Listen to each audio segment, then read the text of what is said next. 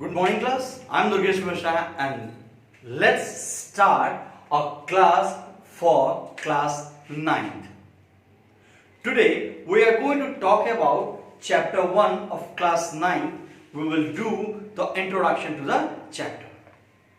So the first chapter of class 9 is term cells.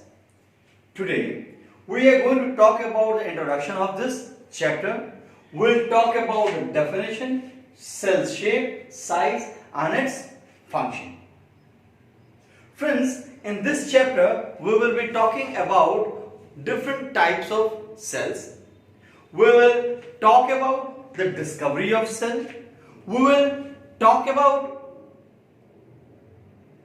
cell organelles. We'll talk about functions of cell organelles, location of cell organelles, etc.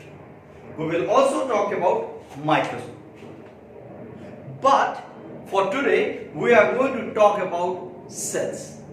So let's start. First, I am going to talk about the definition of cells. Before starting any chapter or any topic, we should first understand the definition. What does the definition for cell says? Cell is the basic structural and functional unit of something called life. Cell is the basic structural and functional unit of life. So, first of all, here the three terms arise. What do we mean by structural? What do we understand by functional? And what do we understand by life?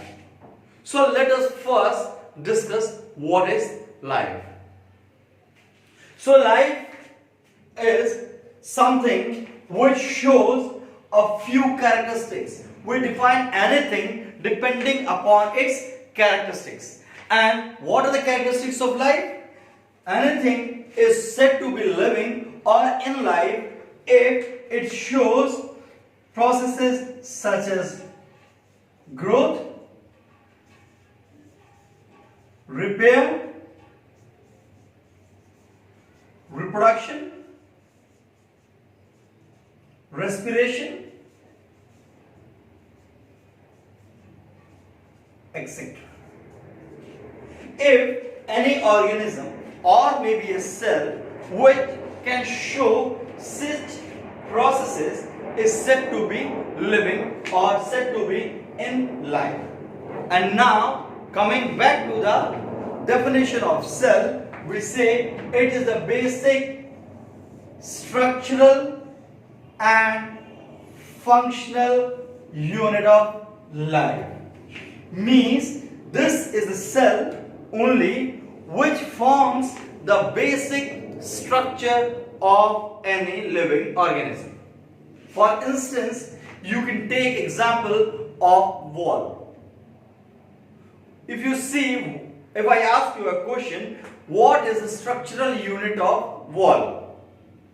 So you can say the bricks are the basic structural unit of wall. Why so? Because it is the wall brick out of which wall has been made. I mean to say, after joining too many bricks, a number of bricks, we have prepared a structure which we call a wall.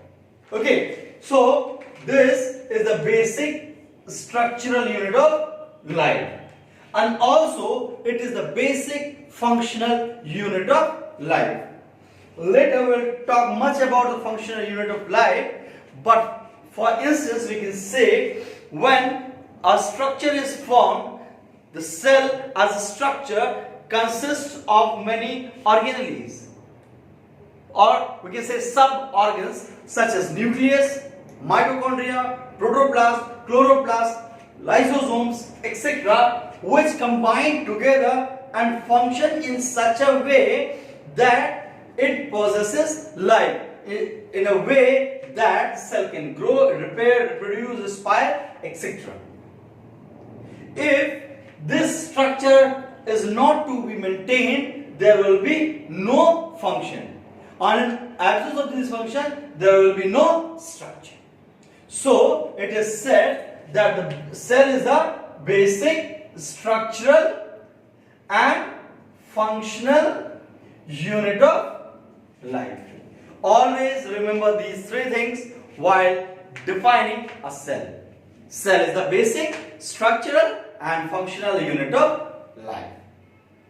Now, it was in 1665 that a scientist called Robert Hooke, who was viewing a cork cell using simple microscope. Cork cell. Cork was generally used as bottle cap made up of wood. So while viewing his cork under a simple microscope, he found a hexagonal structure in that. He found that the cork had a certain hexagonal structures.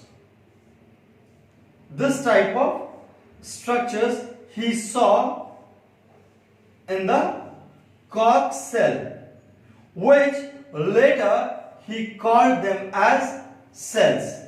Cells basically in older literature was a term used to denote small rooms. So since this looked like small rooms, Robert Hooke called them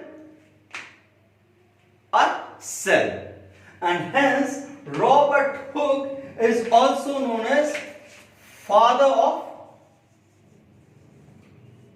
cell biology.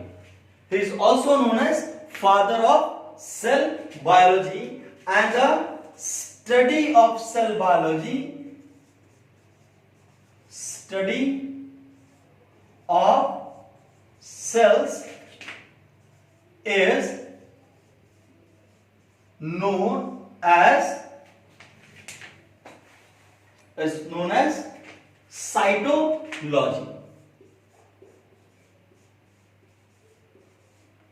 Okay, so we have come across a few things such as who discovered the first cell? Robert Hooke. Who is known as father of cell biology? Robert Hooke. And the study of cells is known as cytology. In this subject, cytology, we discuss about types of cell, we discuss the function of cell, we discuss many more things such as metabolic processes taking inside the cell, chemical reactions taking place inside the cell, etc. Okay, so if the question is who discovered first cell, it was Robert Hooke. But he discovered this cell in a cork. This means he discovered a dead cell. So after few years, it was Anton von Leeuwenhoek who discovered first living cell. Okay, so there are two questions, which are who discovered the first cell or who discovered the first dead cell? So that's Robert Hooke. And who discovered first living cell? That's Anton von Leeuwenhoek. Okay, now let us talk about shape and size of cells. So if we talk about shape of cell, so it's quite variable. If we see, or we can add one more topic, organization.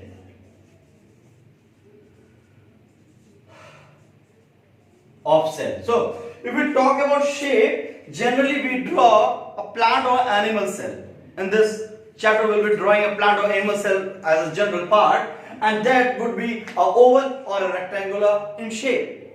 But if we see other cells, it can be variable of shapes. The muscle cell has a different shape. A nerve cell is elongated. The epithelial cell is quite another shape. The eye cell is of another shape.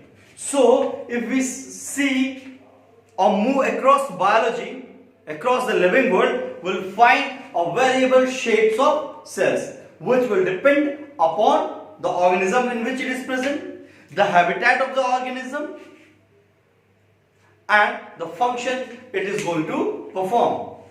The organism which lives underwater will not have the same cell shape as the one living on land. It will be variable. Okay, then if we talk about organization, cell organization, so depending upon cell organization, an organism can be